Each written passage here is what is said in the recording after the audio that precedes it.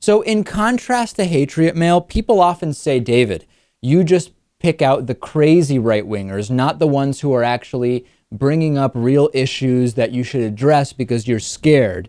So one of those individuals is this guy whose voice you're going to notice from this voicemail. He regularly trolls us via voicemail. This is a guy who leaves voicemails all the time. He says we don't take arguments from the right seriously. We just pick extreme ones and put them into Patriot Mail. So I thought, well, let's just go and play one of his voicemails and let's analyze it. Here is a voicemail from a supposed reasonable conservative, an intelligent conservative.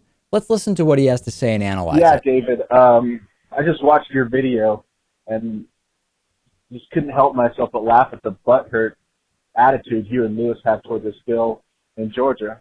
Now, crazy? I would say yes.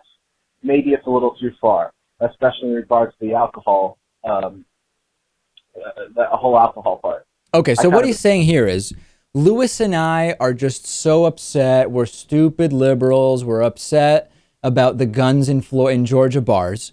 And then he says, actually, he agrees that that's crazy. So far, we're in the wrong for having the same position as him, apparently, on guns in bars. That's the start. Let's continue. You guys on that. But liberals have no one but themselves to blame for this because of their overreaching on gun grabbing. It just got too much, and you had a backlash.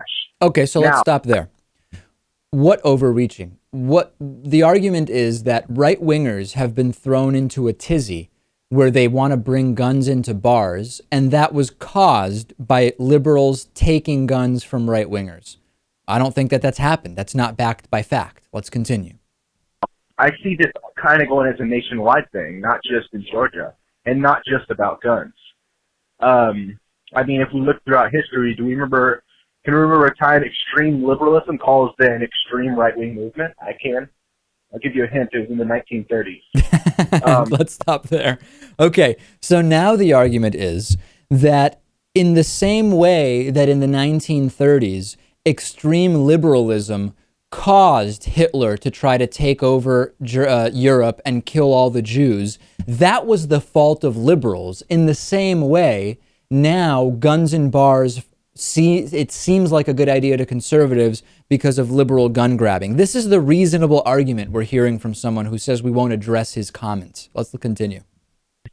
But yeah, so all I got to say to you, Pakman, Lewis, and all you other liberals out there, just keep it up. Yeah. Keep up your gun grabbing. Keep attacking the white male. Right. Keep attacking the flag. Keep attacking the church. Keep attacking the heterosexual. Has anyone seen liberals attack flags, churches, or heterosexuals? I haven't. Keep it up. Keep attacking the minority that doesn't follow a liberal agenda. Right. Just keep it up, my friends. Keep it up. You'll find out what a right-wing movement is. Right. Not a Tea Party. You'll find out what a real right-wing movement is. So basically the argument, if we're to buy this argument,